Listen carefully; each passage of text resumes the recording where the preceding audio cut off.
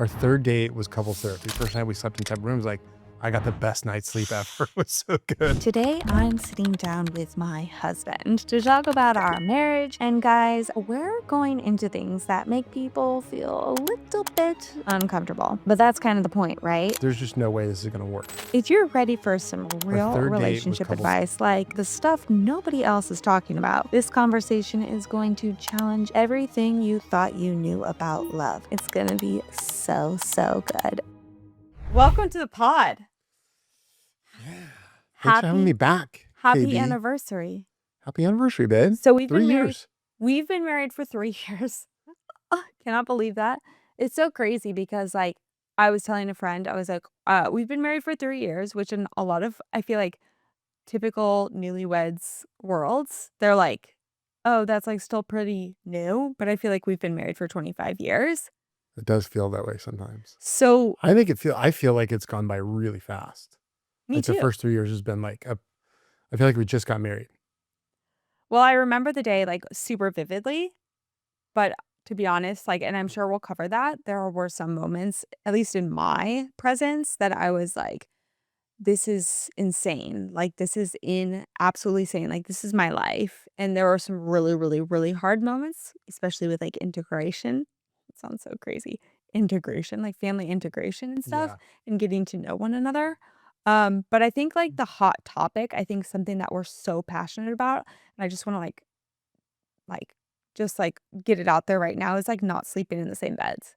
And how like if Oh, someone you're just jumping right in. I'm jumping in. We're not like having any small talk. We're Hold just on. jumping No, right we're not in. having small talk. We can go back and have the small talk. Like it's totally fine. Like we can have the small talk. But people ask me all the time. I think why I bring this up because this past weekend we were at a wedding together. Very fancy wedding. And we got to get all dressed up, all the things and be fancy. And we were just like two country kids at the fancy wedding. And it's so interesting because we saw this couple that we saw maybe a year ago that we had a dinner with. It was like mutual friend situation. And the guy was sitting next to me at one point, and he's like, my wife and I have like not like stopped talking about that conversation we had that one night about you and your husband not sleeping in the same bedroom. And, when we talk about like sustaining relationships, right? People are like, what do you do? What do you do? And I feel like one of our non-negotiables, absolute non-negotiables in life in general is just taking care of ourselves and getting sleep. I've always been a sleep baby. I know we do sleep a lot. So when you brought that conversation back up, um, I think it's interesting because people are like, well, how did that begin? Like, how did that begin? I know how it Yeah. began for me. Well, I mean, I think technically, well, first of all, I'm gonna say I think it's safe to say that when this comes up amongst other couples, it's received it's kind of controversial, and it's almost like it lands on people sort of in a negative way. Would you agree with that? Yeah, I I mean, they like kind of think we're weird. Yeah, they Like, kind of had what's that wrong with your marriage sort of thing. totally. They Yeah. had that look in their eyes like, what? Yeah. Like it's like most couples, like that's their thing. They sleep together and like whatever. But I think it began, I don't know. You and I were such light sleepers. I can't remember if you kicked me out or if I I don't actually, I did I, not kick I think what happened was I'm like, I think I asked you, do you mind if I go sleep in the guest bedroom? Like I was worried to ask you, like, so we could sleep better and have a good night. Cause I was like, had a big day the next day and I really needed sleep or something. And you're like, absolutely. Is that how you remember it? Yeah, I think I was not very good also with my vagal tone, la la la, and like using my voice at that time in our relationship because I was a child or like a prodigy of not wanting to have conflict. I grew up in a very conflicting like household, and I think I just wanted to keep things safe, but there were those freaking moments, like literally in the beginning of our relationship, I swear I didn't get sleep for 3 months. Yeah, I know. And, my mom, I would see her and she's like, "Don't worry, honey, you'll be fine." I'm like, "Will I? Like, will I?" Well, I don't know what's going on. yeah, I mean, I've never heard myself snore, but apparently I do. You telling me I snore, so I will believe you. And you get up like 4 or 5 times a night to go pee, Done better and we actually and we lately. wake each other up all the time, and we neither one of us were getting any sleep. Right. I'm definitely a dolphin sleeper, so I sleep with one of my brain open or half one of my multiple brains. Half of my brain open. I can, like, always hear what's going on, even if I'm in a deep sleep, and I feel like we're both always spinning in our mind, like, we always have things going on. We're both business owners and, worries and what have you, and so our aura state, like, energetic state in bed is just, like, always moving a little bit. I know. Um, Because I mean, like, listen, there's really only 2 things that you do in bed. You have sex with your spouse or your significant other, or you sleep, right? You can they're not mutually exclusive. You can still do one and still have fun and then go sleep in a separate bed and actually get a good night's sleep. And that's what we do now. Okay, so my theory on this, and I feel like I have finally convinced this couple who is very put together. They are very put together and they are just like sticking to those social norms of, oh, we are supposed to do this bedroom together, XYZ, whatever. And I feel like our relationship has shown them, since it's so modern and just like the way we are, I feel like I've finally convinced him, like, "Dude," I literally told him at the wedding, I was like, "Dude, if your wife is relaxed," because this is very true, "if your wife is relaxed, if she has a good night's sleep, you will get laid." Hell yeah. If you heard that, what would you do? I would make sure my wife is getting a really good night's sleep. Well, I mean, listen, you work in the health and wellness space, right? That's your job. And I mean, there's a few things that are kind of universal in health and wellness. And one of those things is sleep. Right? Every single person, whether it's a influencer on Instagram or, a top doctor out there, they will say it's one of the most important things for your health Do you wanna is know why? getting sleep Do you wanna know why? because that's when your body recovers. Well, but the lymphatic system, I'm getting nerdy, okay, it's Toxic-Free with KB. But the lymphatic system, right? Your body has the lymphatic system, but the brain, the way that the brain restores and the way that the brain heals and the way that the brain detoxes is through Yeah. the lymphatic system. So it needs that deep sleep in order to do that. Mm, there you go. There There you you go. go. Is that a hot habit or what is that? That's a forever habit. No, so why we don't sleep in the same room, that and I think also, like, since I was not using my voice in the beginning and, and telling you, like, I really cannot sleep well, it's such a scary situation or conversation to have. I mean, yeah, maybe, I don't know, maybe you got really annoyed of my shadow puppets on the ceiling at night and wanted me to go to bed and just Well, left. I remember when we were dating and you really didn't like staying here you didn't like sleeping over. You wanted to have a night out or whatever. And you're like, I'm going to go home and go. And that's because you needed sleep. Yeah. Right. And, so, yeah, I mean, we kind of stumbled on it, I think a little bit. And like the next day after the first night we slept in separate rooms, like I got the best night's sleep ever. It was so good. Should we do it again? I Yeah, mean, and it's so we've been doing that ever since. ever since. And it's kind of a pain in the ass sometimes, like when we travel, I know. I'll tell a quick story. So we stayed this wedding we were at this weekend. Um, Katie was really uncomfortable because it was a very expensive hotel, and we only wanted to get one room. Sometimes we'll get 2 rooms when we travel together. We'll rent a hotel suite with 2 bedrooms, and travel's a little bit of a challenge, but we've literally I've booked 2 hotel rooms, 2 adjoining rooms, so we can we're together, but we can close our doors and go to bed. But this particular room, was it we did our best. We got a room with 2 queen beds in it. And okay, we're in the same room, but we have our own beds. And I look over, Katie's getting her nest ready for bed, and she literally built a wall of pillows as high as she could possibly make it between her and me. and then she had eye mask, earplugs. There may have been a white noise machine involved, I'm not sure. But it literally, like, she built this like pod over on her side of the room. I'm a podcaster. It's all about like the sound barrier system, like how to Yeah. diffuse it. Well, it's funny because after the wedding, we were up really late and it was a long day and we were both exhausted. So we slept into like 8:30, which we never do. Like, I woke up and looked at my watch at 8:30. I'm like, oh my God, we got to get up. And there was a Chiefs game we had to go see. So we're like, we got to get up. And I look over in the bed and there's like the down, like your kind of your barrier, your pillow wall barrier. And then there was a down comforter. And I looked in your bed and I didn't see anything. It was just flat. And so I start opening drapes and turning lights on and like, and you just pop up and you're like, ah, your mask is all crooked. You were so like dead in this bed that you were like just stuffed in there and your head pops up and I mean, literally, like seriously. But you're no, like, I what mean, time is it? basically, my hot tip on this is own it. Like 100% just own it, be unapologetic. I think at the beginning it was because we do have kids, we were like a little bit nervous to be like, we don't sleep in separate bedrooms. But then the kids like kind of just found out. Yeah, we kind of hid it from the kids. We just didn't tell them. We just And they're did. like, they see me coming out of the guest bedroom, like, what are you doing?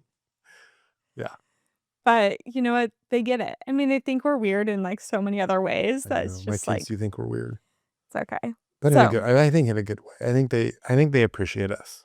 um, yeah. I mean, I think like the point comes back to like not changing yourself for social acceptances. We got that all across the board in the beginning of our relationship. Another thing, not just sleeping in the same beds, but we do go to couples therapy.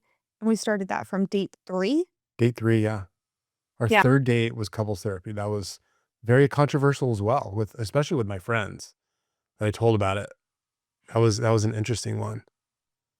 I think when we talk about relationships, everyone has to identify or create an identity for your relationship, right?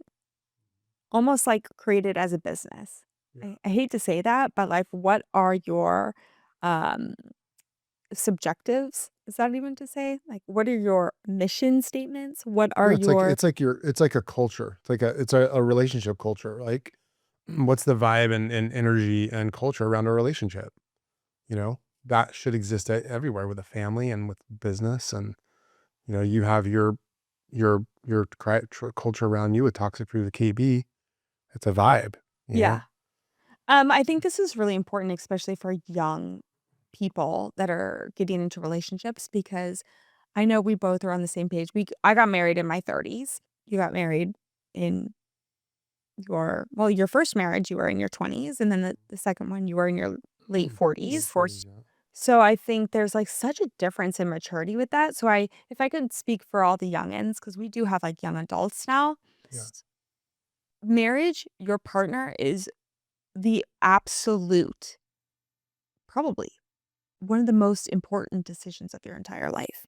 No, I would say it is the singular most important choice you make in life, who you marry. Because, like, you and I, like, everything revolves around conversations that you and I have. Every decision. And if you're not in sync, it's can be a disaster. But if you are, it can be magical. Like, it is the most important decision you make in life. Yeah. I tell my kids that. I tell any young person that, you know, the person you marry is the most important decision you make. I didn't know that. Nobody told me that when I was a young kid. You just we don't talk about that kind of stuff. And I don't think it's ever it's ever been sort of kind of put to me like that, you know. Um We're from like old times, like ancient times. Do you realize that? Like now, like we're like literally from ancient times. Like if you were a child today, or if you were a young adult, you were in a relationship or establishing relationships, what would you say are some red flags? oh my God. I mean, I I think just spending time together, like, from what I see, I think the kids don't spend as much time together. So when I see kids, together and like physically being in the same area environment, like, I'm like, that's a huge win, because I feel like they're starting to recognize that. Would you agree? Like, I think kids are starting to wanting, Social interaction? yeah, I think they're starting to do that again. I think so too. I feel like, like we're at the wedding. There was like, I think Joshua, at the wedding we were at, I think there was like 25 kids at that wedding that were under 20. Yeah. And And we they, knew like all of them. and they all hung out. They're all hanging out. They were running around in little tribes together, and they were together, right? They weren't on their phones. I think that's really important. It's really hard to connect with people unless you actually just physically spend time with them. And I think the generation now, like, that's been a bit of a challenge. Um, so I want to kind of go back to the beginning, Oh, like the beginning, the beginning. okay. People like kind of ask how we met, which is like a long-winded story, but let's go to the first meeting, satellite. Okay. Yeah. I remember I met you downtown, Santa Barbara. What was the first thought that came into your head when you turned around and saw me? Like, honestly, Yeah. I thought you were way more beautiful than the photos that I saw online. Because we met online. Like, it was a weird, we met through, through, I think we first connected through Instagram, which, no, not Instagram, sorry, LinkedIn, which I didn't realize was a dating site. Apparently it is, but it was LinkedIn, then Instagram, and then I saw you on the dating app. Oh yeah. And I'm like, I've seen this person and we had never interacted. That's when I'm like, oh my God, this person's popped up 3 times in my life online. I must meet them. And so that's when we connected. And of course, when we're going to go meet, I'm looking at all the photos of you and like trying to figure out what you look like and all that stuff and the things you do. And, and then I walked up and saw you in person. I'm like, oh my God, she's gorgeous. I'm a mystery. I'm always Yeah. a mystery. And plus, to be honest, I look different in so many different photos, I feel like. Yeah. I think, You had a lot of sporty stuff, I think, and you weren't. oh my gosh, you've opened me up so much since like the first time we met. Like I literally, if I could just like preface Well, this, hold on a second. Hold on. uh-oh. What was your first impression then? And we're moving on. My first impression, because I will never forget, like I remember exactly how you looked at me. You were like at because we didn't do like the cliche like meet me at the bar. Like we actually sat down and talked and like got something to drink. And when you turned around, you just kind of looked shocked. Like you had your jacket on, you had your little your beige or your khaki denim jacket on, and you had your blue shirt and your jeans and your sneakers on, and I remember everything. Yeah, you do. And you just like looked at me almost like I was like this rarity out there, and I kind of was like, is he looking at someone behind me? And I just for some reason, oh, like I knew at that moment, I was like, this is different. Like there's something about the air in this guy. This is different. I felt 100% immediately comfortable with you. Like we started talking, like we talked for probably 3 hours, maybe that first meeting. Yeah. Um, we just talked and talked and talked. And the only reason you had to cut it off is because you had like a business dinner or something. And I was like, ugh. I thought it was like, "It's going on another date." Of course, the typical female. Um, but but I just remember, like, the way that you looked at me. You know where I was actually going after that? I remember I went to meet with Seth Streeter, who's been on your podcast. Nice. I had a dinner with him and another person that we need to get on your podcast, Dan Butner, was at that dinner as well. Oh, nice. That was that night. But That's cool. the way that you looked at me, it just there was something about that. I can't describe it. Like, whenever someone says, "When you know," like, you know. I didn't know if I was like, "Oh, we're getting married," but I knew, like, this guy is gonna be in my life, Nice. you know? Well, I think one of the things is I'm really big with is giving people my attention. Mm. And I think you recognize that. I gave you my full attention, you know, and I was also like like, oh my God, this girl is absolutely gorgeous. She, I mean, you were like so different than anybody I'd ever dated or met before, and just your lifestyle and your kind of your energy. And it was just totally different than anyone I've met before. So, I mean, I am who I am, and I think that's another, like, great hot point to bring out to anyone is, like, the moment that you, like, leave yourself, like, you honestly leave yourself, is the moment that, like, the relationship is probably gonna crumble. Like, I truly believe that. My biggest fear entering this relationship, or probably any relationship, was to lose everything that I have built up about myself, every healing moment that I had with myself, every, you know, whatever, just self-promise that I had written in my journals. I think that was my biggest fear. I think that's anyone's biggest fear is that they're gonna lose their identity. They're gonna lose who they are. They're gonna lose, moments out with their friends. They're gonna be isolated in their own life, and they're gonna forget who they are. I mean, I think that's the number one key thing that's been our success is that we we do not want each other. We've never tried to change each other. That acceptance, the all the things that I want you to be you, and I want you to continue to grow in your own way, and not grow in my way, but grow in your way. And I think we've just supported each other like that, like crazy.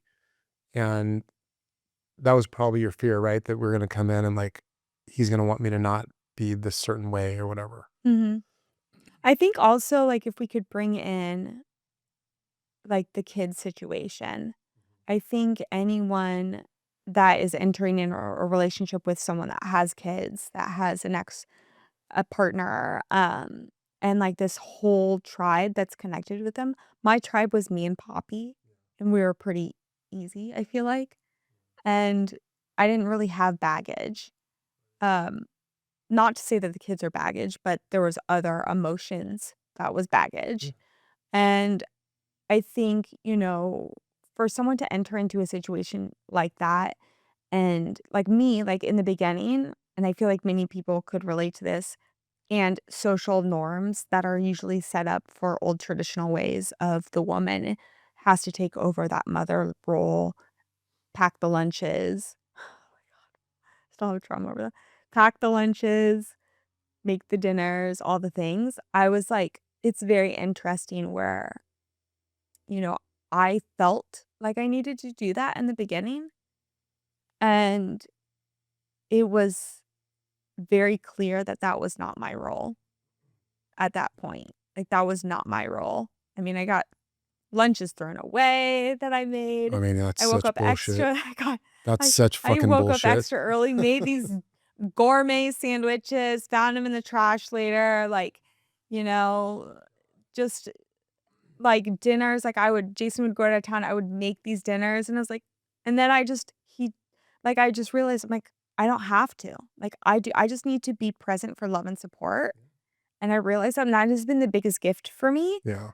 Um, Well, I think that like in the beginning of our relationship, we didn't date for quite a while. And I think my biggest worry was all that with you, right? Cause like I have, I'm older, I have kids, I have a totally, completely different lifestyle than you have. Like all of these things, I'm like, there's just no way this is going to work, and the mature side of me, even though I'm like, I was pretty much in love with you from the second I met you. I just did not think it would work. I just didn't, and that was just fear, I guess, that got in my way, that I just kind of made the decision that it's probably not going to be, like you and I just couldn't really work because we're so different. You know what I mean? yeah.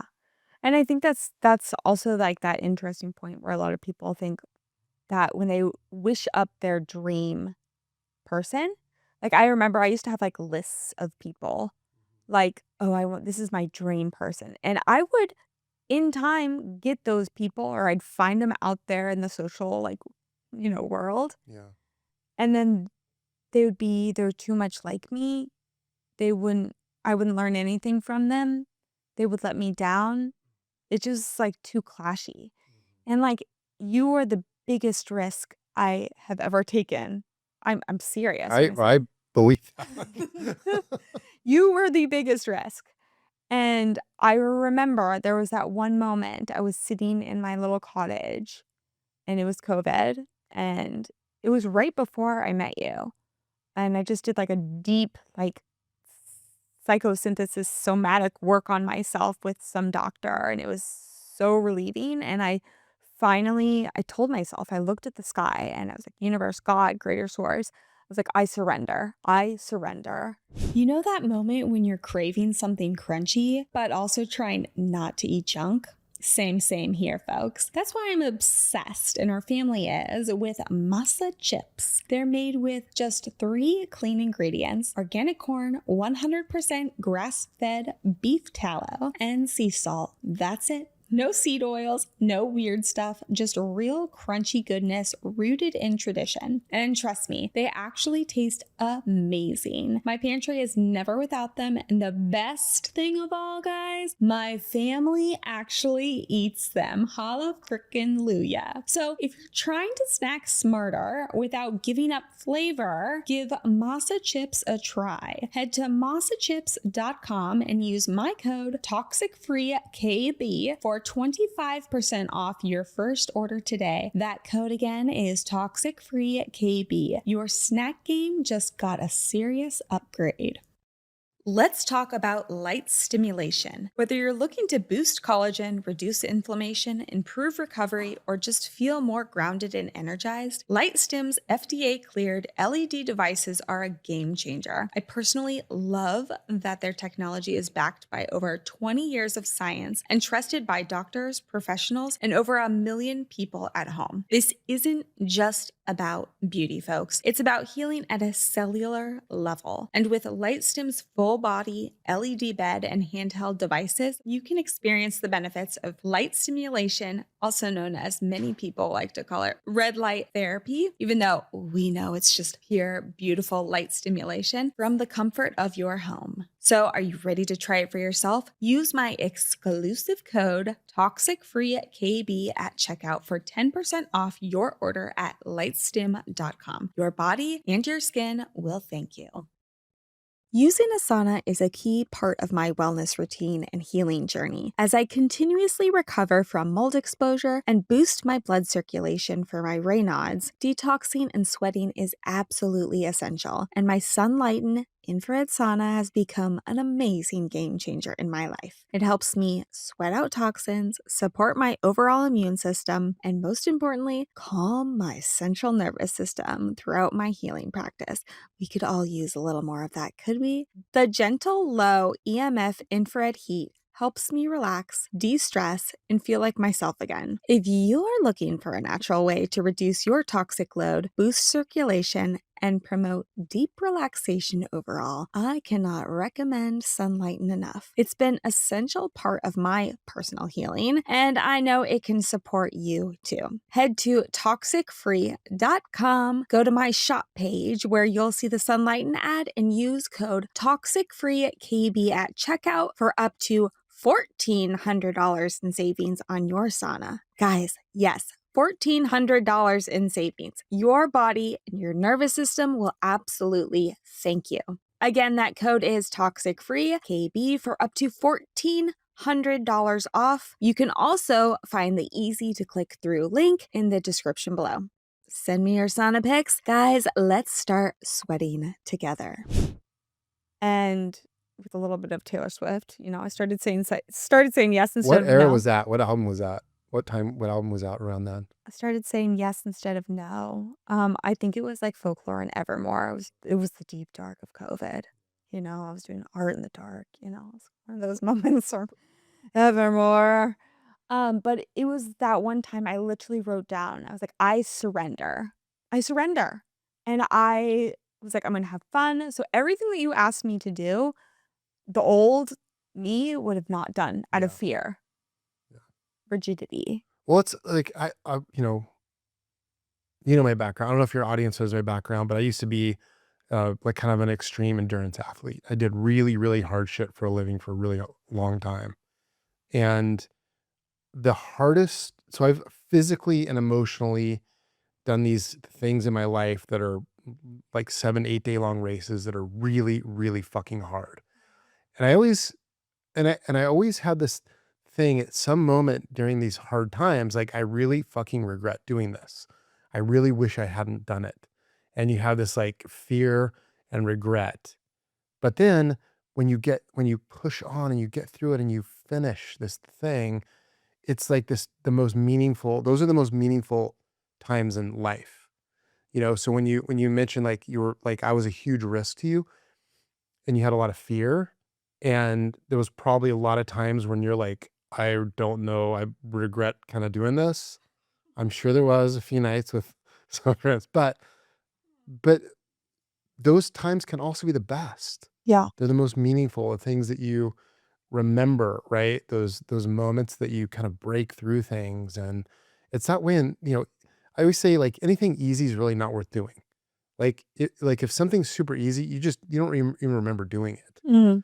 It's the hard things in life that you really remember, that are like defining moments in our lives.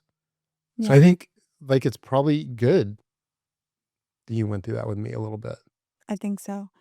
In hindsight, yes. Like, it totally was, because the old me was like the self-sabotager, and I was like, "It's getting hard, it's getting scary, let's go back into our comfort zone."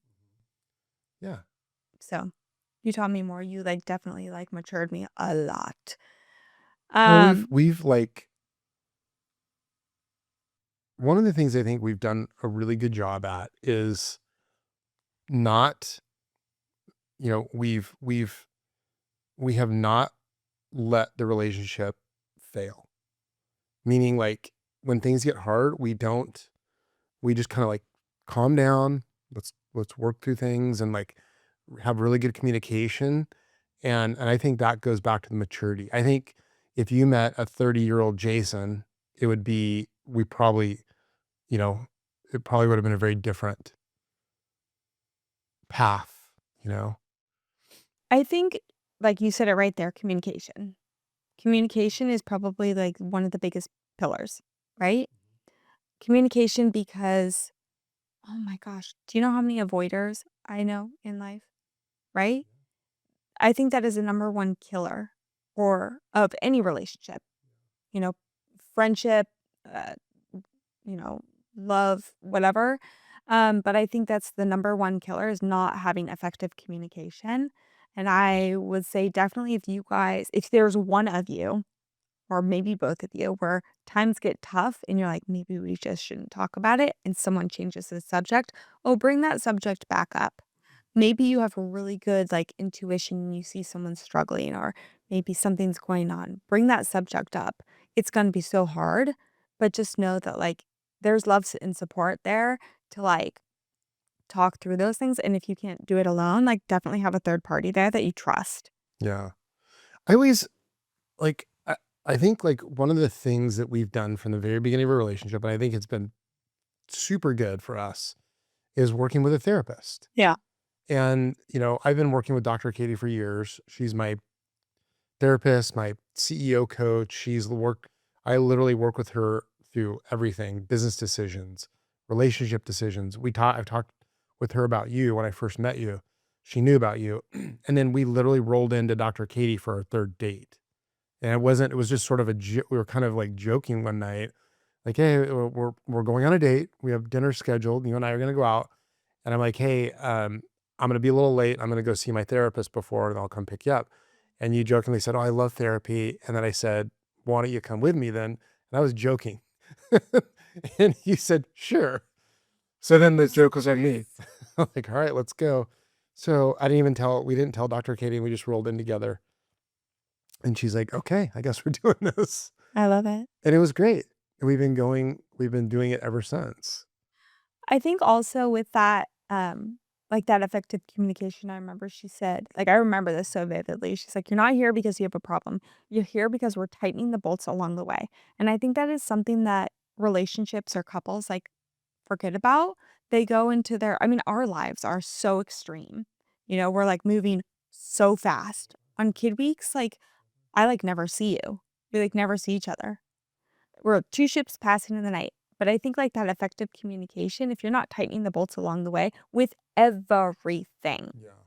I'm not just talking about talking, but I'm also talking about like taking a pause, right? Okay, babe, okay, put your phone down. Like, let's have a hug. Let's take a deep breath together. Let's go for a walk around the block. Let's, scheduling sex. If you're so busy and you're like forgetting to have sex, that is a Schedule it. We problem. do. Yeah, that is a I'm problem. looking at my calendar. I'm like, yes. Yeah, okay. But code word, you always have a code word, okay? Um, but, like, know that that's, like, such a pivotal part of coming back together because when, like, you feel disconnected, Yeah. and it's a weird feeling. Yeah. So, tightening the bolts along the way, what are those pillars of, like, those non-negotiables for sure? Um, and then going back to trust. In the beginning of our relationship, you looked at me because you always wanna trust that person with everything, Mhm. and trust takes time. Trust is earned, not granted. So it takes, you're not issued trust. You got to pay for trust. It takes a long time. And I think, when couples, this is a really, this has been a pivotal thing with us. This whole word about trust, and trust is built over time, but it comes in weird ways. Like, I always say this, the best thing about our relationship is it lacks judgment. And when when you're getting to know somebody, you're throwing little things out at them, and how you receive how it's landed on them and how you receive it back gives you information on them. If they are, if it lands on them in a way where they come back and like, why did you do that? Or that's not cool. Or like ask you more kind of very pointed questions, or it comes back to you in a negative way. Like I throw something at you and it comes back to me in a negative way. I'm like, okay, there's my boundary. Yeah. That's my limit of what I can give my partner or anyone in your life. Right. And, and you and I've been really good at that. Like, and it's, like you'll give me something and I like completely accept it. And I give you something and you completely accept it. And we've been really, really good about having almost zero judgment with each other.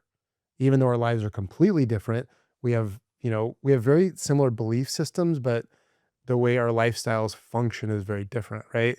And we were both completely accepting of that. And it took me probably longer to get there than you. Because of me. I'm like, there's no way she's gonna accept me and my life and all the stuff around me, right? But you did, and it just took like putting things back and forth. And so we've built this relationship that like we can almost say anything to each other, literally anything, and it's gonna be met with complete acceptance, understanding, support, all of that. And so to me, that's where when you say the word trust, it's really that's how it's built. Yeah, I know some people say, like, you should always have, like, your own, like, boundaries with each other, but you said almost everything, like, or anything. I To be honest, I feel like I do tell you everything. You know absolutely everything about my life. There's not one thing, like, if you ask me, I will tell you the most that I would know about that subject. I mean, I do like to talk, but I think also that's because we like our intentions, like we guide with our heart first instead of our head. Yeah. And I think that's uber important in any relationship. I think like relationships, they mistakenly use the word trust, and they're like, oh, I trust my husband; he would never cheat on me, or my wife would never cheat on me, right? They think trust is that, but trust is like everything. It's about this like acceptance of one another. You know what I mean? And I think that couples often they don't understand that, and like I have friends like they want to like, hey, do you want to go to Monday Night Football at Corner Tap? Oh yeah, I don't want to ask my wife there because her wife will come back in a negative way, right? And so they have a barrier, they have a limit of what they can share and be open to. Why do you think that happens more commonly than, like, where it's like guys say, because I feel like I didn't know that world until you brought it up to me the other day, that guys are afraid to ask their significant other I mean, to that's, do something. I mean, that's what my first marriage was. Mm.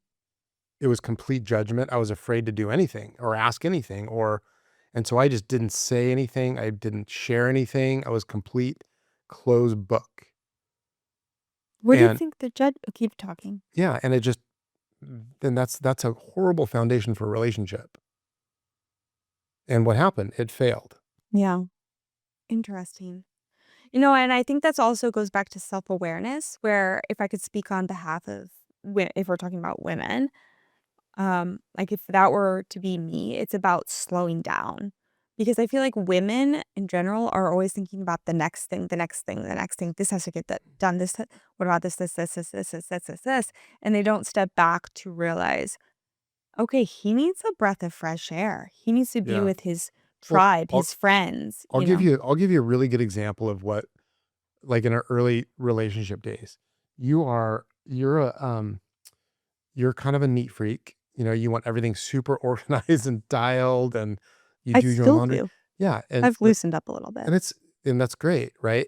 I'm not that way. I'm kind of a mess. I come in, I throw my clothes down, and I've just got a wake of chaos behind me. And I know that about myself. And so what do? I have a house cleaner that comes twice a week. I have two assistants. I have all these people that support me. That's how I manage it, right? And you've never ever been negative about how that being part of my life. Like how I throw my clothes down. I'm like, somebody will pick that up. You just like, that's my husband. I just move it to a different pile. And also, I know your natal chart. So I know that you're Sagittarius moon. So you're a little bit disarray in your emotional side, which is at home. Yeah. I mean, that's just what I have to share. But also, I think in the beginning, if I could like give some points, yes, the neat freak, like I was a little bit at first, like, ugh, like that OCD, like, ugh, because that hardcore Virgo type A right here. But Like when my sneakers are sitting on the kitchen table. oh, the worst. Like, are you kidding me? Like, who does that? Do you know where those things have walked? They go into bathrooms. They go into like It's true. parking lots with oil. I don't. So what, honey? I know that's a boundary for you. So the sneakers are never on the kitchen table Thank anymore. you. Thank you. It's like, um, anyways, yes. So what I did with that, and I think this is a really good like takeaway, is that you just take a deep breath and you just move it. Like, I even had a whole therapy discussion about this. Is like, I married Did you. you really? With Oh Dr. yeah. Katie? Yes. Really? Yeah. Just 2 days ago. Oh, I didn't know that. What did you guys About say? What did she say? Well, just about leaving this is what she said, just give me a moment. So, about leaving things around and how my basically was that my mind, like, whenever I go to a hotel or something, I feel so refreshed because there's nothing in there. Everything is organized, everything is put away, everything has a spot. There's not clutter around, there's no cords, no knickknacks, whatever. But then at home, I do work at home. I have to basically clean up before I get to work because I cannot focus because there's so much going on. There's too many things to look at, things disarray, whatever, noises, whatever. And so, for instance, you came up as an example, and I'm like, I walk in, we have podcast equipment still out or whatever, and this and that. And I'm like, I don't know where this goes. And like the like Virgo in me is like, I need to put this away somewhere. And she's like, "Okay, so it's different than you and your relationship with Jason versus you and your relationship with the kids. The kids should have the responsibility to put their stuff away, but you are Jason's wife, so you are able to put Jason's stuff away if you want to, right?" Oh, I like that. Thanks, Dr. Yes. Katie. Yes. So like, no, for instance, like I'm allowed to do that instead of just being like, ah, Jason should put his stuff away. Like he's at that point where he works so hard. At the end of the day, it almost seems exhausting to actually put his dish in the dishwasher. So I just have to take it upon myself. If it bothers me, I'll put the dish in the dishwasher. It's one dish. Do you know what I'm saying? But for me to rant on him about it, that's a problem. Yeah. So, like, if it makes me feel, and then it came back to, like, I feel peace. Actually, I do feel at peace when I organize and kind of like spray off counters. Don't tell anyone that. But I do feel that peace. So if it brings me peace to put stuff away, then I will do that on your behalf just because I love you and I love our home.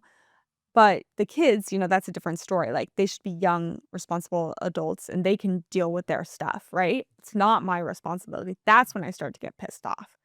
But those are those instances where it's like you hired people to do that for you, and that's great.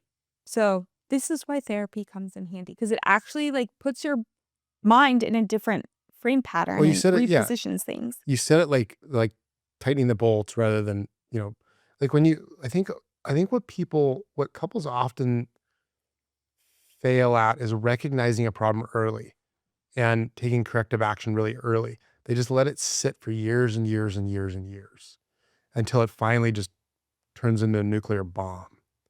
And people try and use therapy as a parachute, and it usually fails.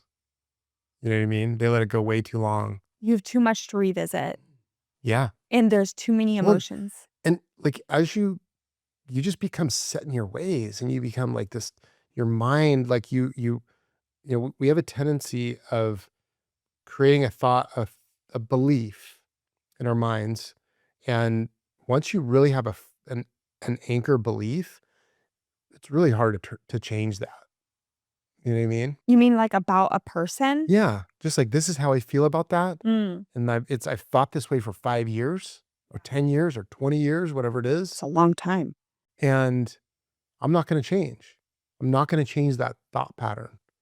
It's really difficult to change that thought pattern after you've it's like a mantra. Yeah. It's like if you've trained, I don't know, like I'm not a musician, but if you play guitar a certain way and for years and years and years, and you get you've been doing it wrong. Maybe you've been doing something incorrect and it's really hard to change that, I've been thinking about getting into archery.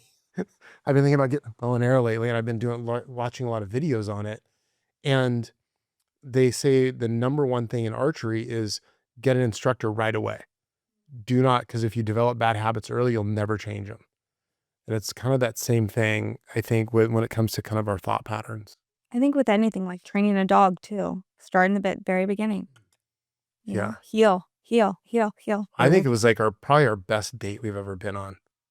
Dr. Katie, our third date. We should It was probably our most important date. We should listen to the recording Of what? that first therapy session with her. She records every She session. recorded it? She records every session. She recorded? Oh, dude, yeah. Can we get a hold of that? What do you mean?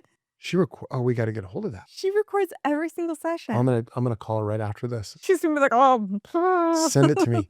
Oh my God. We probably give her a pretty close date. Sometime in We'll figure it out. September. In September? I don't know. I don't think it was. It I don't know. was- We'll figure it out. It's either August or September.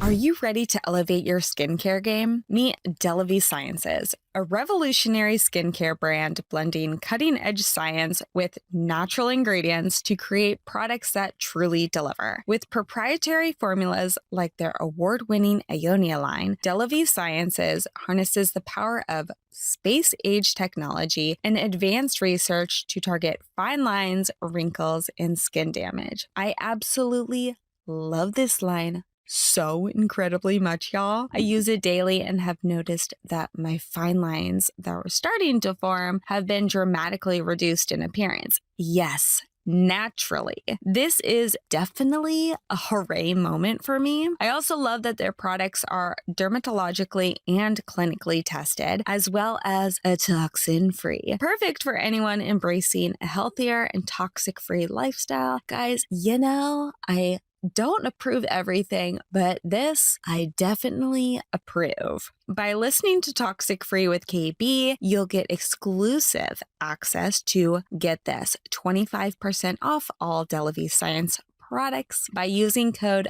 TOXICFREE, because your skin deserves science, not shortcuts. Once again, visit delavysciences.com today and use code Toxic-Free for 25% off and experience the future of skin health. To hear more about this innovative skincare line, listen to my entire interview with one of the founders of Delavy Sciences, Dr. Kyle Landry. I think one of the hardest things to incorporate change into our lifestyles is probably our cleaning products, because a lot of people think just because that smell is coming out, that means it's clean. But truly, y'all, you've heard me talk about this time and time again, that smell could actually be a toxin. So something that I've actually incorporated in our household, and I actually send the kids to all of my friends and family members as gifts time and time again, is Branch Basics products. Guys, Branch Basics never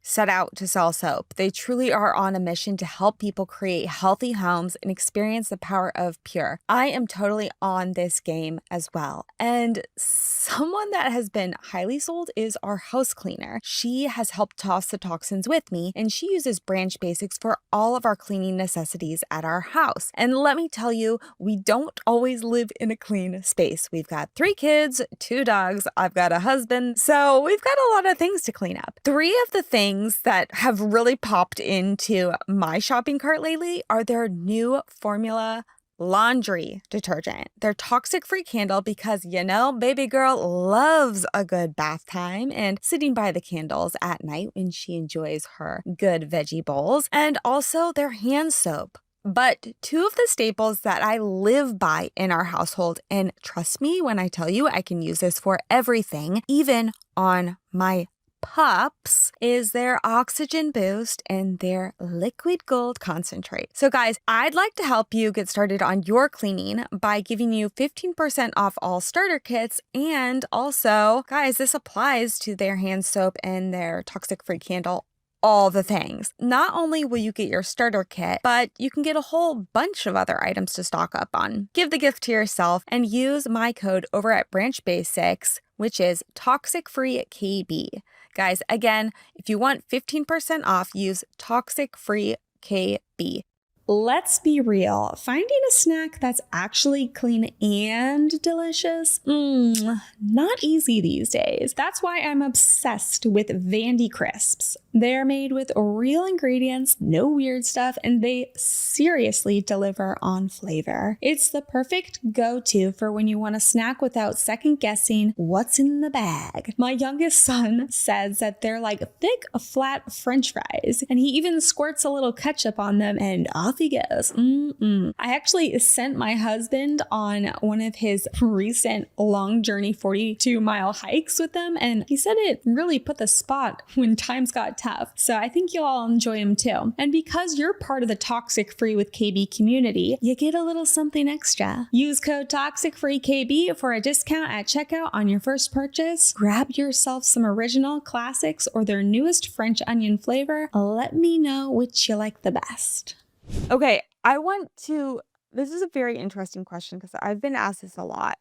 Like, how do you balance closeness while you respect independence? Does that make sense? Mm-hmm. Well, how do I? Well, I mean, first of all, um, I recognize your need for independence, and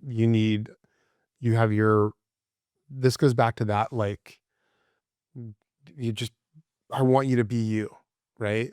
I want you to be you. I want you to grow the way you need to grow, want to grow, all of those things independently of me. And you have to do that.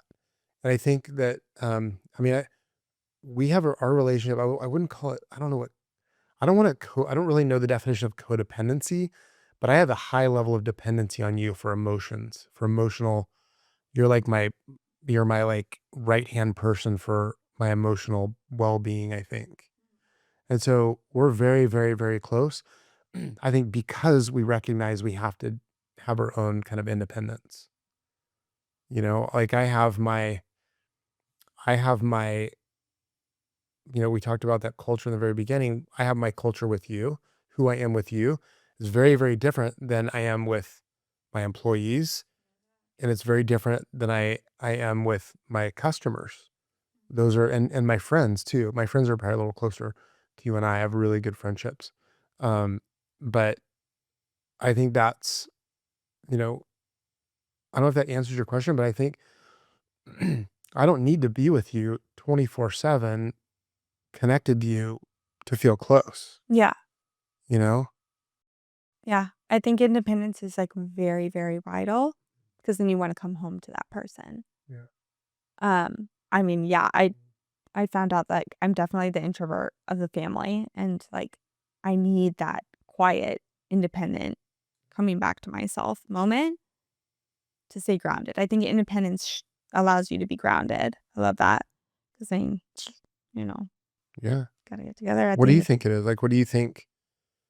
Because one of the things I struggle with, and you and I have talked about this, I'm never alone. This is kind of something I really want to work on. I literally never have alone time. For me, I'm either with you, with the kids, with customers, with employees. I am never alone. And you know that I get kind of frustrated sometimes over that. And I need to figure that out. That's something I really need to work on. I do need some alone time. we can talk about that. I have ideas. I mean, like I could give you any idea though, but at the core, you have to be unapologetic in your needs, I think, and not feel guilty in taking that time Yeah. and knowing that I will be okay. You're not gonna, whatever. We're all gonna be okay. Um, Well, it's funny. I think we know each other too. And I know like like I got invited to a Monday Night Football game in Kansas City this week. And we're going to fly out Sunday, go to the game, and I got to fly back Tuesday morning. It's going to be a ridiculous schedule.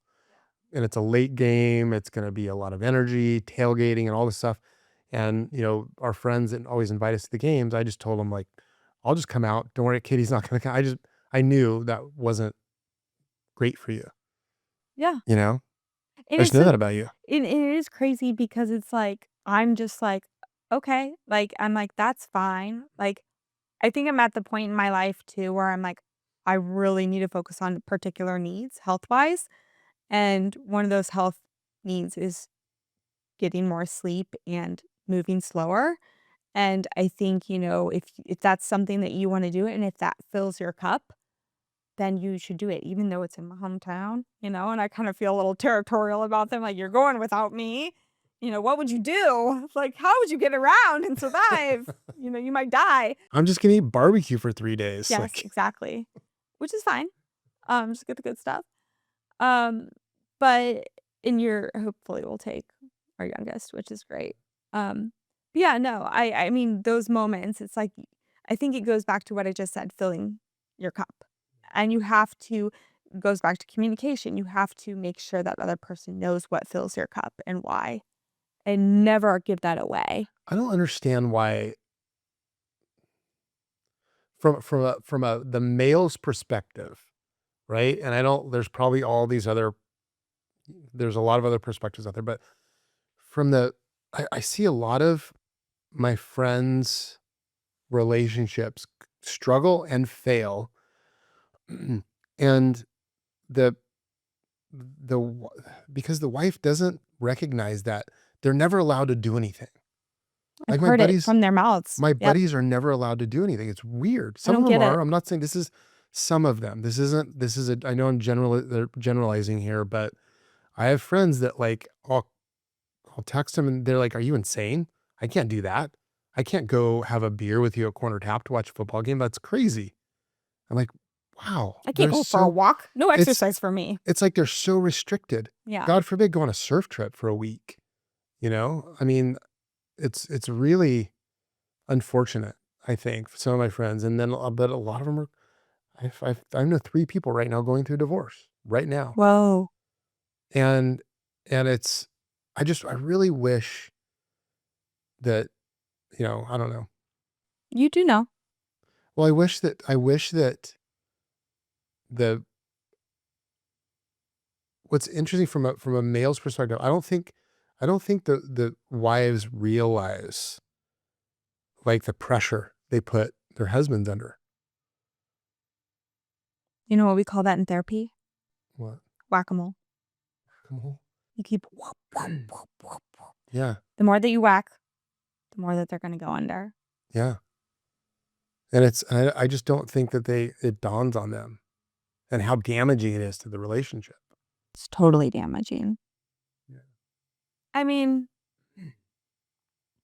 I think that's like in the beginning. I remember you always went to this Saturday breakfast and we were at therapy and you kept asking me.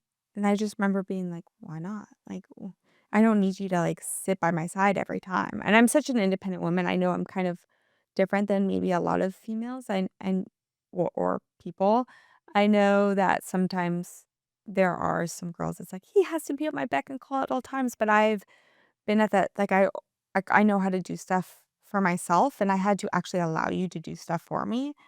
Um, but it's the same thing. It's like going back to asking permission to go to those Saturday breakfasts Mhm. or whatever it is. And Like, those are the little things too. it's great. Think about the big things, Yeah. right? You know, like I want to start a business. I want to change jobs. I want to do something that I dream of, that I like, you know, I hate what I do for a living. I really want to do something else.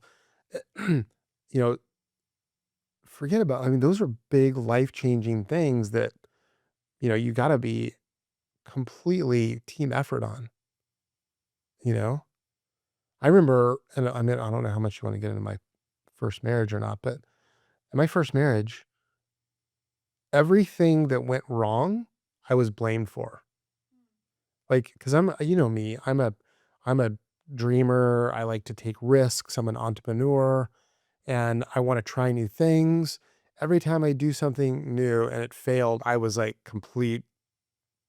Oh, there you go again. Failed again, Jason. Failed again. Failed again. Look at, you're just you know, it was like constant every Those time. words?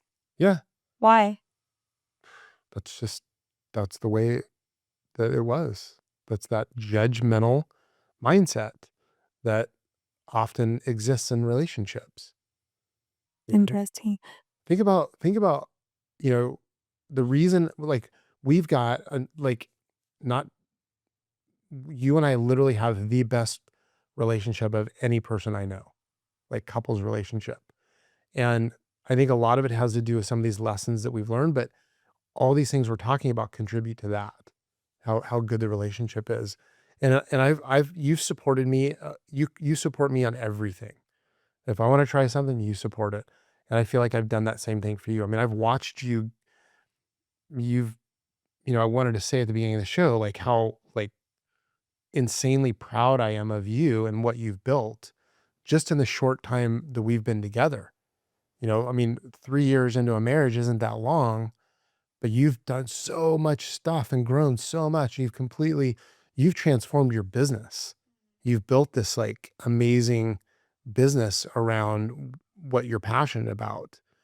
And I'm like, all like, yes, I think it's so cool to watch. And if this all failed, you know what? Like if this was a complete failure, I'd be like, you know what? I'm so proud of you for trying. I think that was amazing watching you build this. What's your next thing going to be? You know, that's the way it should be. Thank you. Appreciate that. I mean, I know for me, and I think that it has shown in our relationship just from the very beginning. I know one of the best traits about myself is like I don't give up. There have been moments in my time where I wanted to like where I just like throw in the towel like in the former me. Like I've just like kind of found a way out because it just wasn't working. I'd find an excuse to like end it.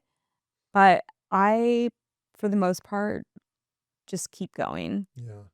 I just keep going. It's like that warrior in me. I'm like, keep going. I'll find a way. Yes, I might cry. I might grumble, whatever, but I'm going to keep going. No matter how painful it is, I'm going to keep going. And I think like with that mentality, like not saying that your relationship has to be painful or whatever, because it should not be painful. I am not a believer. I feel like I've heard people are like, oh yeah, you'll get in fights and stuff. We have not fought. We do not fight. We choose not to fight. We choose to effectively communicate. We've been together now for total about almost 5 years, something like that. About 5 years. Hmm. We've literally never gotten in one fight. Yeah. I We've mean, had discussion, like yeah, serious discussions. we've had some code words now. We have code words. Yes. Or safety words. Yeah. Yes. So we don't have to have that like Yeah. stop, da da da. You know? Yeah. Roomba. I know. Sometimes I can be a Roomba, but I'm very self-aware So of the Roomba. Katie does this thing where she points out everything she sees, and she sees everything. And Even if I can't see it, I see it. even if she says it, even if she sees it, she says it, even though it's not like meant in a way, I still hear it, and I'm like, you need to stop rooming, babe. It was like the vacuums that go around, and that's kind of where the code word came from. But as soon as I say, "Are you rooming me right now?" Yes. You're like, I "I am." am. You're like, "I am." And most of the times I find those are insecure moments. And those are moments when I feel powerless or stressed.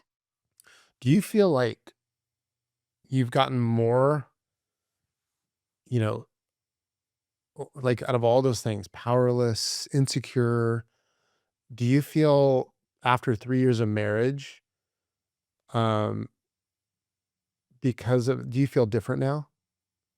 Do you feel more secure? Do you feel more powerful Yes, in our relationship? 100%. I feel much more powerful, much more confident.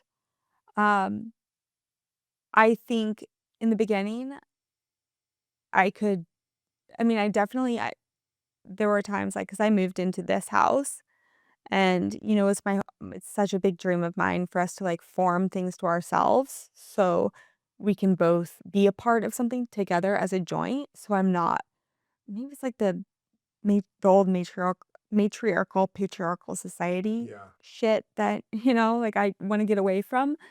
But it's just like I so badly want us to form stuff on our own because we're not having children together. So it's almost like I want something together.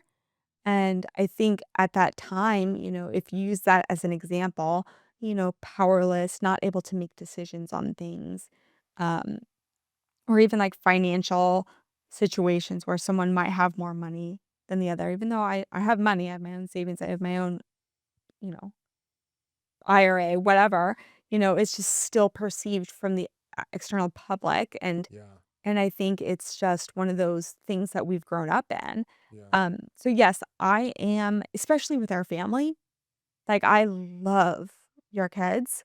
I care deeply about them. And I tell them I love them and, like, I call them my kids, and it's something that has taken, I think, because definitely it's one of those feelings, it's like, how do you know Yeah. that what that feeling feels like? Because they didn't come out of me. Yeah. They don't have my DNA. Um, and we definitely have to learn each other. And I think solidly the end of 2024, beginning of this year was, like, so solid. Yeah. And I think those come out in actions. I think it's true, actions speak louder than words. Yeah. Um, 100%. yes. So, and long story short, yes, I think I am. I think it also takes self-work too on past traumas or upbringings or ancestral traumas I've been through, the way I was conditioned in my head, or in my mind. I think everyone, before you get into a relationship and you think it's gonna work, or before you get into a relationship, you gotta work on yourself. And you have to continue to work on yourself. Well, I've really tried, and I've been very cognizant about this for a relationship, is to make sure you are safe. Obviously like physically safe, but emotionally safe. And you've like really felt that for me. That's been a really important thing for me. And you did not feel safe in the beginning, very clearly, right? So I was like, I need to work on just this one little thing to make Katie feel safe. And that was definitely, I I thought about that a lot. And I still do. I mean, I want if you don't have a safe place, then you can't, all those things that you just mentioned, it's really hard to kind of navigate that stuff if you don't have a safe environment to do it in. If you're enjoying the conversations we're having here on Toxic Free with KB, please send in a 5-star rating and review wherever you listen to your podcast, and follow us on YouTube and TikTok at Toxic Free with KB. And don't forget, we're on Instagram at toxicfree.kb. Yeah, Emotionally safe. for sure. I think since we were talking about the kid thing, I think I've been asked. I didn't get asked about it a lot, but I feel like I've been getting asked about it more and more and more. The subject of if we are going to have kids together, and I just answer, I say we do have kids, and I think when you talk about relationships that are, you know, a stepmother, I'm a bonus mom, coming into the situation, like that's an interesting subject to bring up. Like, are we going to have kids and what does that look like? And, I mean, obviously our decision was personal and personal to our body's needs and everything and our health histories and what have you. And um, I think that was a subject that is very dear to my heart just um,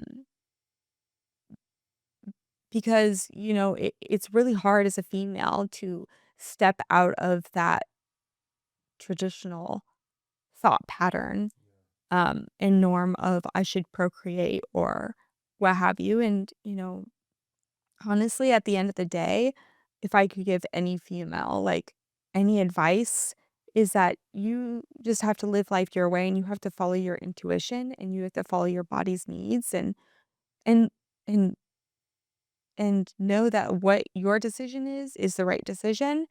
And yes, it is between you and your partner, but like it is your body in the end of the day. Um and also, if you haven't done the work on yourself, I'm a big believer. If you have not done work on yourself, if you've not healed traumas, I don't think you're ready to have another child.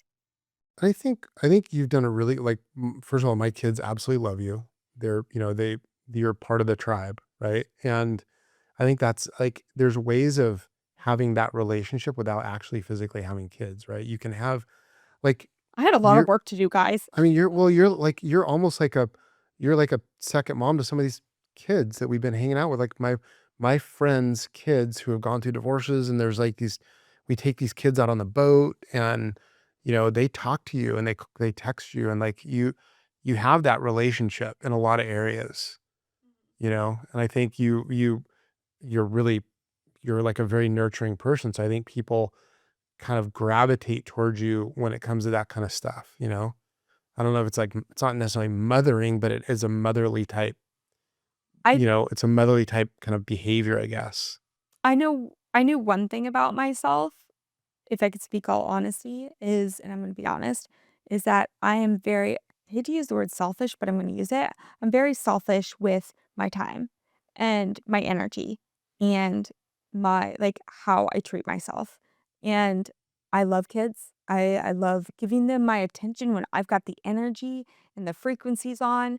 I love that aspect, right? I will give those kids the best side of myself. I feel like I always do. You do, yeah. I always give them that 100%, but at the end, our friends' kids too. I am there for them, and I know that about me. I am that motherly type. I am a caregiver. I want to help you. I want to heal you. Whatever the things. But at the end of the day, when we've solved that problem, when we've dotted the i's and crossed the t's, I gotta go to bed. you know, like I just And why? And like, and also like the benefit, like, I get to go hey, out of town, hey man. babe, you want to go to Hawaii tomorrow? Sure, Why is that? because I don't have kids. No, I mean, I've got my fur babies and I love my fur babies. Like I'm definitely a dog mom, Yeah. but it's such going back to those traditional Yeah. supposed tos. I think I just want to tell people like if you have any intuition or if you've never felt that strong intense calling to procreate, you don't have to and it's okay. Yeah. If you've had any health issues that might inhibit that for a healthy birth, understand those. Get tests done on yourself. I've definitely had tests done on myself and Yeah. the genetic things that I've found out as a woman, those are really good clues to have in your back pocket too. I think that's such a vital tool we have these days.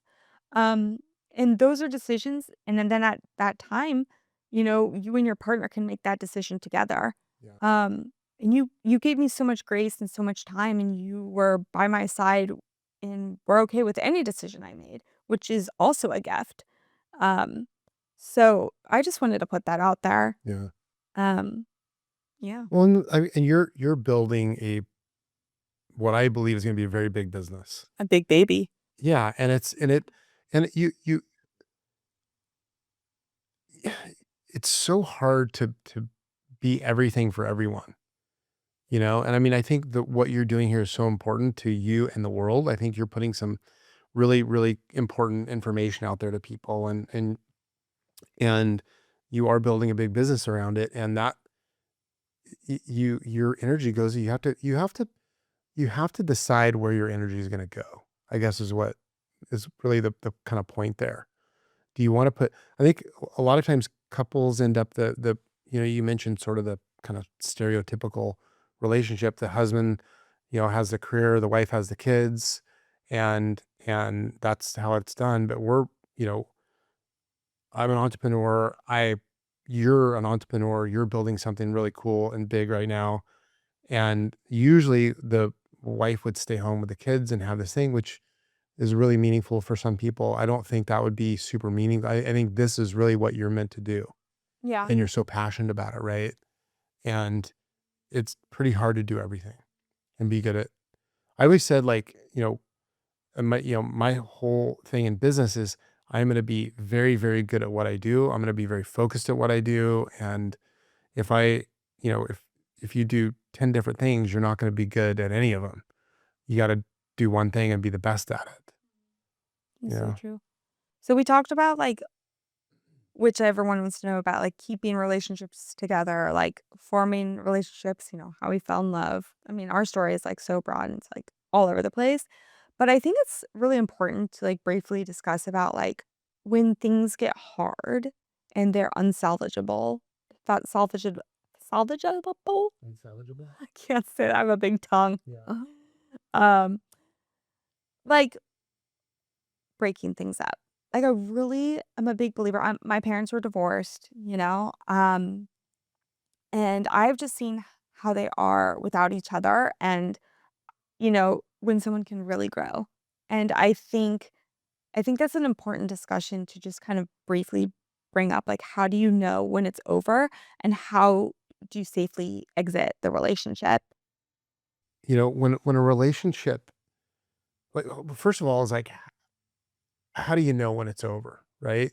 Like, how do you know? I mean, at some point, somebody has to make the decision, Or and bring up the conversation. or bring up the conversation, and it's really fucking hard, especially when you have kids, and you're not just breaking up a couple, you're breaking up a whole family, you're breaking up the social network, the friends, the families, the extended families. It's a very, very big decision. And, you know, it's never taken lightly. And but I think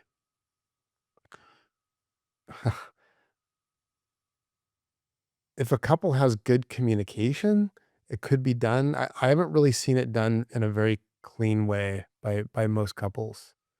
What And about Gwyneth Paltrow, and I think, the conscious well, zone coupling? the Feel like conscious, I don't I know feel much like about that divorce. I know you Are they very still well. friends? I think She's so. married to the Coldplay guy, right? Yeah. Yeah. I mean, the very thing, like, let's say you get a divorce and we communicated great. It was wonderful. Like, we're still friends. And the reason that you know, the thing that would keep you together as a couple are all those same things. Right. So, like, you and I have this amazing communication. We're completely open with each other on everything. We have this high level of trust, no judgment. If you and I broke up, if we got a divorce, we would be like probably best friends afterward. We'd be very good friends, probably. Right. But because of all those things I just mentioned, there's no way we're ever gonna. Yeah. We've got this amazing relationship. I can't imagine ever not being with you. Yeah. I want to live the rest of my life with you. And so it's the very thing that causes divorce also causes a really bad breakup, I think, is what really the point. Yeah.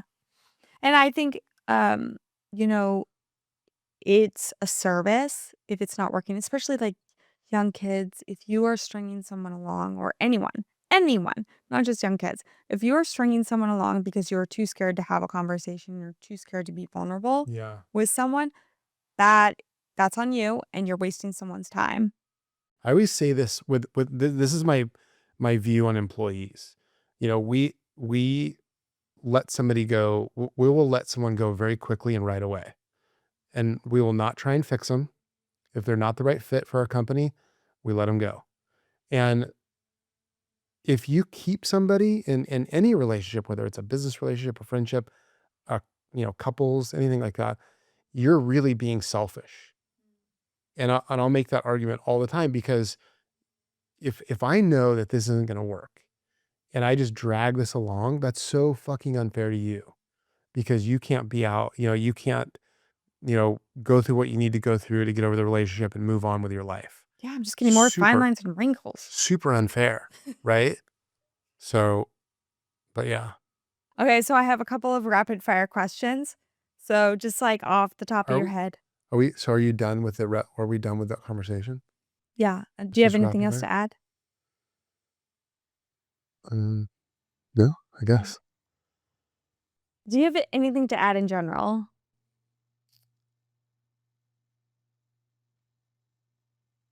No. Okay. I'm good. Is there more? This is your show. Is there more? Okay. You'll be on again. Don't worry. Okay. So some rapid fire questions.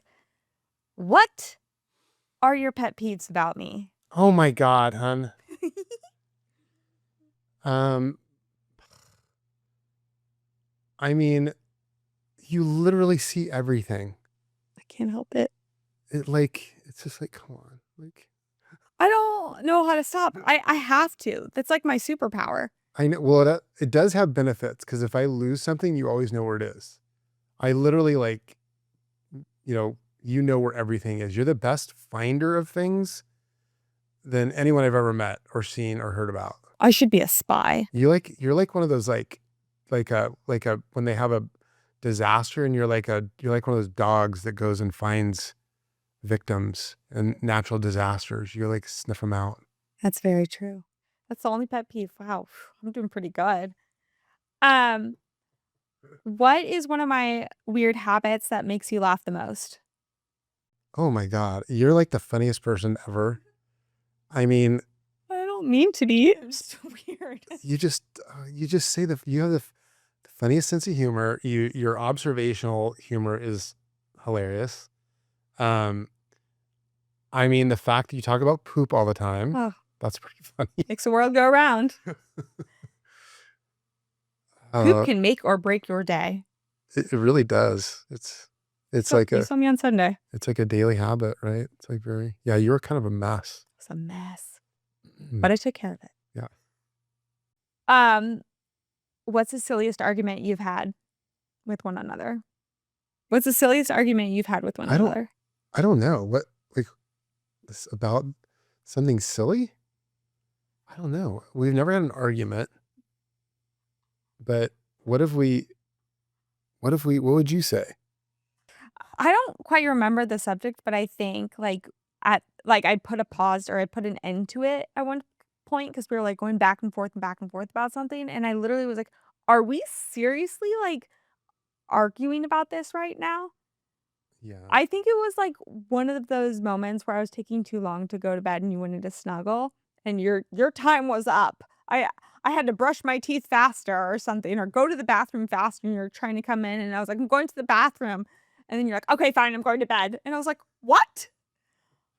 Mr. Middleton, if things are not on his schedule, he's I like, do "I'm get done." impatient. That is one thing. I'm an on-time person. There was no timeline.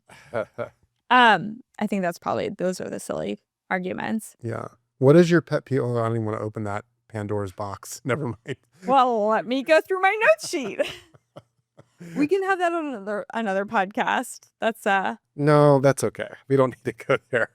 I have many pet peeves, but I'm a very like silent. I just stay reserved and I just go, fine, I'll close the cabinet door. Honey, just move on. What's the next question? Rapid fire. If our relationship had a mascot, since we love sports, what would the mascot be? Oh my God, that's a good question. Something like high energy, I would say, like a Tasmanian devil, something like that. The little guy that spins around, not the real Tasmanian devil that killed sheep in Tasmania, but the one on the cartoons that like spun around like. That seems aggressive. That could be a good one. What Well, about on the Lion King? you want the something little, more? like the meerkat, Ooh, what's his name? Oh my God, yeah. Timon? He was like the King Timon, right? Timon? That would be a good Hakuna one. I could see Matata. that. Meerkat. I don't. Well, think about that one. Yeah. Maybe it's one of those things like out by the oil exchange places that like, woo. Yeah. Those blow up But things. I think we move so fast and we're so like busy, but we're like a team. I don't know. I feel like it needs to be like a team, like what's like a good cartoon, like the Tom and Jerry, something like I don't know. We that. should ask the kids. We should ask the Okay. kids. They'll know. They'll know the answer for sure. Cameron will know. Maybe Nolan will even know. She probably already has one for us. Yeah, probably. Code word. This is the code word. I mean, it could. Yeah. What is a guilty pleasure that you share? You want to share? Yeah. Guilty pleasure? A guilty pleasure? I mean, we don't really share any guilty pleasures, babe. I mean, honestly. Do I have a guilty pleasure? No. Do You you? don't. No. Mm. I mean, I don't even know what's a guilty pleasure. like a martini. I Is love that, but do you feel martinis. guilty? Yeah, I mean, it's like, And pleasurable? I don't know. I don't know. I didn't think that. What is the weirdest gift you've given each other?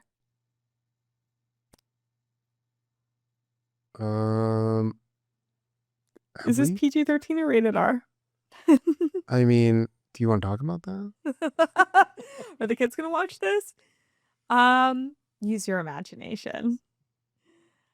If your relationship were a movie, what would be the genre? I mean, what I would say is it would be like action adventure, but you would say rom-com for sure. I know. I was gonna say that for sure. Yeah, for sure. Romantic comedy. Who starts the spontaneous dance parties? Uh, And then, yeah, I think that's it. Don't need to ask anymore. There's none wow. left to have. So what are we doing for our anniversary? We're doing a podcast. I know. I told my daughter that. I told Cam that. And she's like, what are you guys doing for your anniversary? I'm like, we're filming a podcast. She's like, of course you are. We can go on a hike or something. Yeah, let's go on a hike. All right. I love you so much. I love you, baby. You're my best friend. Mi compadre. You are my best friend. This is horrible. Thanks. And Thanks for having me on Toxin-Free with KB. you're Appreciate it. welcome back anytime. Thanks, baby. You're my hot habit and my trendy trend. Yeah, I like that. I've never been called a hot habit before. Thanks for watching Toxic Free with KB. Please subscribe to the show, comment below, and check us out on Instagram at toxicfree.kb and TikTok at toxicfree with KB. See you next time. This is a Kilo Bravo Media production.